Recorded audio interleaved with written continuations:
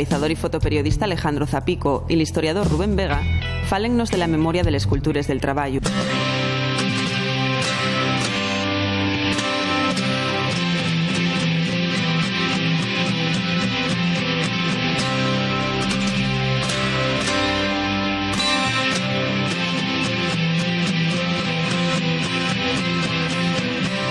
Editar estos libros hace tiempo que teníamos gana, ¿no? con Rubén Vega y con la gente de la Universidad de Fuentes Orales.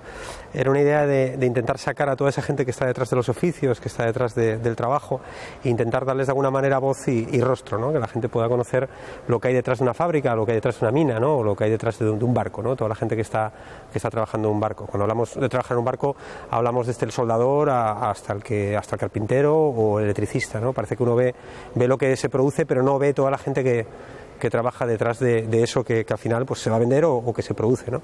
Y entonces, bueno, surgió la idea de intentar darles voz, y a través de la universidad y de Rubén, y con el trabajo de la gente que trabaja con Rubén Vega, pues emprendimos el proyecto este, que al principio eran como una cosita pequeña, pero ha ido creciendo, ¿no? Hay una exposición, hay 4 libros, va a haber otros 5 probablemente, y es un poco cómo inicia todo esto.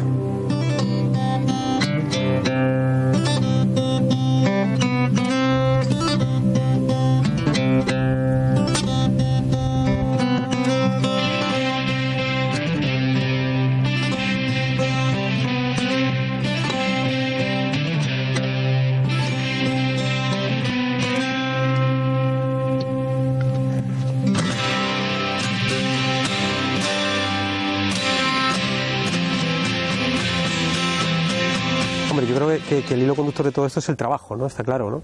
Y luego, por un lado, el formato nos gustaba que fuera algo pequeño, manejable, ¿no? Que se pueda de alguna manera distribuir, que sea rápido, que la gente lo pueda tener en su mochila o en su mano, ¿no? En este caso. Teníamos una línea en común, ¿no? Que era también utilizar los colores de alguna manera que hiciera un poco referencia a ese trabajo, ¿no? A, pues el carbón, el acero del astillero, ¿no? O por ejemplo el de Deslocalizados, esas pisadas, ¿no? Que camina como hacia un lado. Y era un poco la idea, ¿no? De tener esas referencias e intentar montar una serie. Como decía antes, ahora son 4 libros, probablemente sean otros 5 más. Hay uno ya que estamos produciendo, y la idea es pues dar un poco de tributo un poco al trabajo, de alguna manera.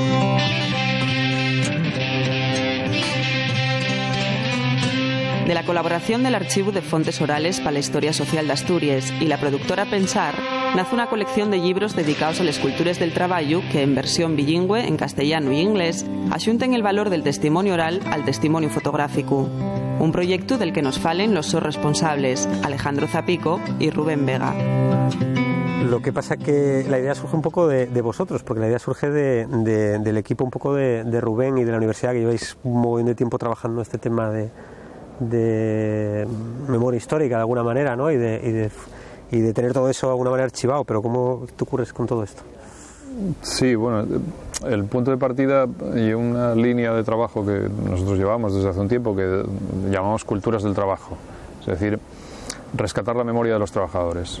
Entonces, bueno, en cierto sentido porque llevamos mucho tiempo trabajando sobre historia del trabajo y del movimiento obrero, en cierto sentido también porque digamos que estamos disconformes con una tendencia hacia despreciar el valor del trabajo, despreciar la cultura y los saberes que eso encierra, ¿no? Vivimos tiempos en los que la figura del trabajador, y no digamos ya si estamos hablando de obreros manuales y de obreros industriales, pues está muy denigrada y muy poco valorada, y creemos que hay mucho de dignidad, hay mucho de identidad y hay mucho de saber en esos colectivos, y mucho que aprender y mucho que valorar y probablemente mucho que conservar también.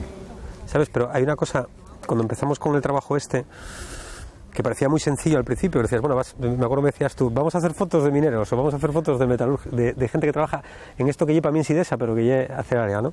Y luego nos dimos cuenta de lo difícil que era esto, ¿no te acuerdas? Porque claro, sacar las profesiones del astillero era algo muy imposible, tuvimos que simularlo todo, que no existía ya, de alguna manera. Bueno, claro, a ver, el de astilleros, que yo creo que fue en el que más se intentó buscar una escenografía que recordara al original, no teníamos acceso a un escenario de un astillero, así que tuvimos que hacer eso en los talleres de aquí, de la laboral, buscando algo que yo creo que, bueno, evoca bastante bien lo que eran los oficios de esta gente, sí. porque yo también creo que fuimos evolucionando según íbamos sacando los números, de alguna manera, porque yo creo que no teníamos muy claro, probablemente en la cabeza sí tuviéramos muy claro lo que queríamos hacer, pero como no estaba plasmado en papel y sacamos los 4 números a la vez, yo creo que fue como evolucionando, ¿no? Sí, el de Astillero sirvió un poco como de experiencia piloto y luego los demás fueron cobrando su propia vida, ¿no? Sí. Un poco, porque cada uno tiene textos de una autora diferente, yo soy autor solo de uno y los otros tienen Amaya, Angélica e Irene aportan sus propios textos, de alguna manera participaron también en la selección de la gente que tú acabaste fotografiando.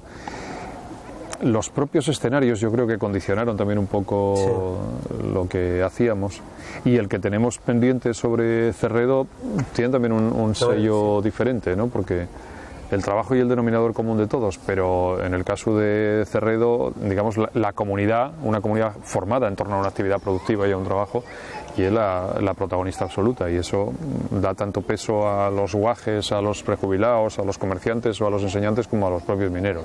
No, y luego de alguna manera hay uno que para mí es, no sé si el más significativo o al menos el que más actualidad tiene, que es el de Deslocalizados, que casi como que llegamos ahí en un momento justo para poder contar de alguna manera la victoria de Tenneco, ¿no? También, y está reflejada en el libro también. Bueno, de hecho está reflejada como algo que, digamos, estaba cantada la victoria pero no estaba consumada todavía, sí, y cuando empezamos no teníamos ni idea, y bueno, no mucha gente daba 2 duros por la gente de Tenneco de que fuese a ser capaz de ganar esa batalla, ¿no? Esa pelea.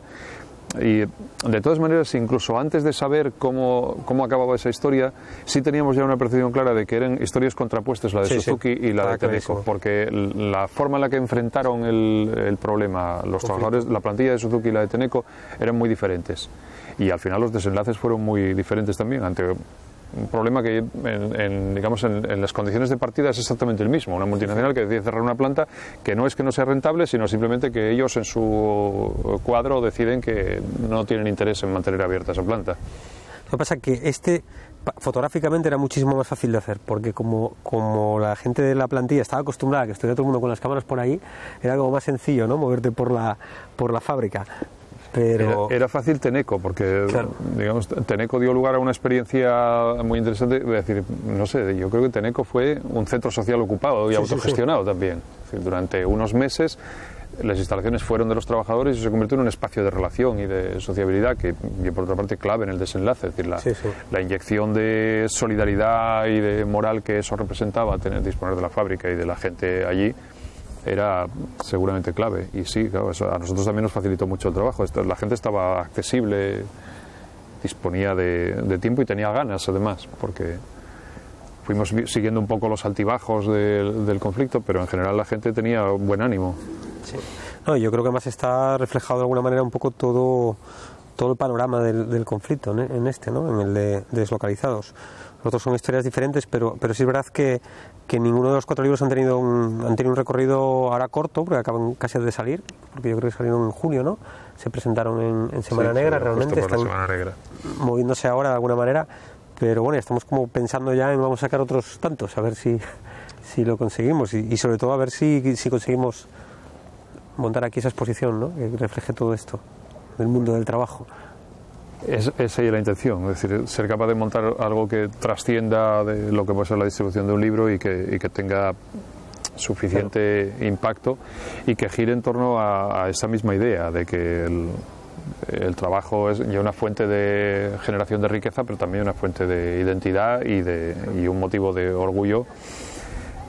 Que hay una idea perdida, supongo que porque vivimos tiempos en los que parece que el trabajo productivo y la creación de bienes que son útiles para la sociedad está desdibujado alrededor de gente que vive de la especulación, del pelotazo y de mundos virtuales que no generan nada útil excepto para sí mismos. No, y aparte yo me acuerdo que a veces sorprende, ¿no? Cuando a un soldado le preguntas, pero cuéntame tu historia, cuéntame de cómo trabajabais o tal. Es interesante, claro que es importante, ¿no? Sí, además encuentras a gente que dices, a ver, estos no habrán estudiado, pero estos saben de verdad que hay una economía productiva. Claro. ¿No? Es decir, que cuando te hablan de cómo construían barcos o de cómo sacaban carbón o de cómo fabrican lingotes de acero, te están hablando de algo que son conscientes de que tiene una utilidad social y que del trabajo que ellos hacen tienen una dificultad y un valor. ¿no? Was just a game. It's all the same anyway.